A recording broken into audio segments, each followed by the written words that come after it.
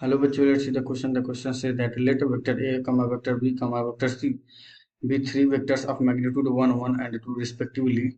If vector A cross bracket vector A cross C plus vector B is equals to 0, then acute angle between A and C is pi by 3, pi by 4, pi by 6 and pi by 2. Okay, चलिए इस question को solve करते हैं।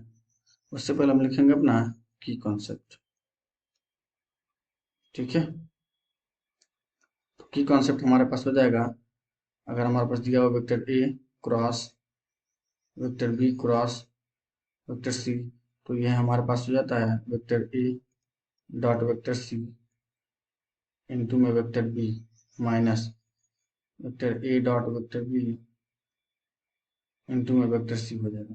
तो हमारे पास देखिए vector A cross C plus vector B दिया हुआ है, ये हमारे पास हो जाएगा vector A dot vector C, okay, into में हमारे पास हो जाएगा वेक्टर ए माइनस यहाँ पर हो जाएगा वेक्टर ए डॉट में वेक्टर ए इंटू में वेक्टर सी, और इसको मैं क्या करता हूँ राइट हैंड साइड ले जाऊंगा तो माइनस वेक्टर बी हो जाएगा। यहाँ पर हमारे पास देखिए, यहाँ पर हमारे पास हो जाएगा ए डॉट सी माइनस,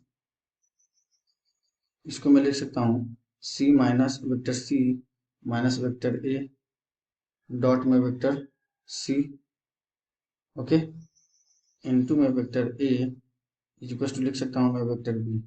ठीक है, vector A dot vector A, देखो vector A dot vector A का हमारे पास वैल्यू आया है मैग्नीट्यूड ऑफ वेक्टर ए का होल स्क्वायर, जो किसके बराबर हो जाएगा 1, और 1 का स्क्वायर हो जाएगा 1, मतलब ओवरऑल हो जाएगा 1।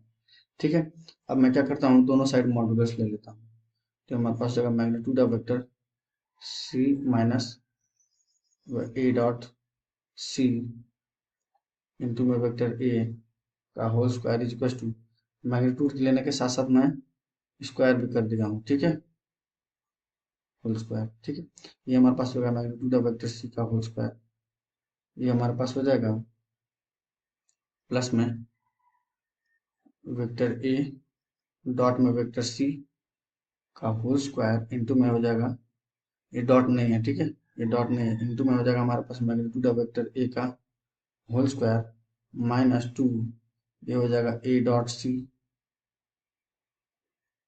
इंटू में हमारे पास हो जाएगा वेक्टर ए डॉट में वेक्टर सी। ठीक है, equal to magnitude of vector B का होल स्क्वायर। अब जो भी वैल्यू हमारे पास है उसको पुट कर देते हैं, तो ये हमारे पास देखिए कितना हो जाएगा, मैग्नीट्यूड ऑफ वेक्टर सी कितना है 2, तो हमारे पास होगा 4। ठीक है, और ये हमारे पास कितना हो जाएगा ए डॉट सी की वैल्यू हमारे पास क्या हो जाएगी मैग्नीट्यूड ऑफ वेक्टर ए का whole square magnitude of vector C का होल स्क्वायर, और उन दोनों के बीच में अगर कॉस थीटा एंगल है तो हमारे पास हो जाएगा कॉस स्क्वायर थीटा, मैंने ओपन भी कर दिया स्क्वायर को, और इंटू में हमारे पास हो जाएगा 1 का स्क्वायर। ठीक है, ये हमारे पास हो जाएगा -2 A vector magnitude of vector A magnitude of vector C into में कॉस थीटा, ये हमारे पास हो जाएगा magnitude of vector A into में magnitude of vector C into में कॉस थीटा इक्वल टू हमारे पास हो जाएगा, ये हो जाएगा 1 का स्क्वायर मतलब 1। ये हमारे पास देखिए कितना हो जाएगा 4 प्लस, इसको सब्स्टिट्यूट करेंगे तो कितना हो जाएगा हमारे पास 4 कॉस स्क्वायर थीटा, राइट। और यहाँ पर हमारे पास कितना हो जाएगा माइनस, ये कितना हो जाएगा 2 टू जा, ये हमारे पास कितना हो जाएगा 2 टू जा 4 टू जा 8, हमारे पास कितना हो जाएगा माइनस का 8,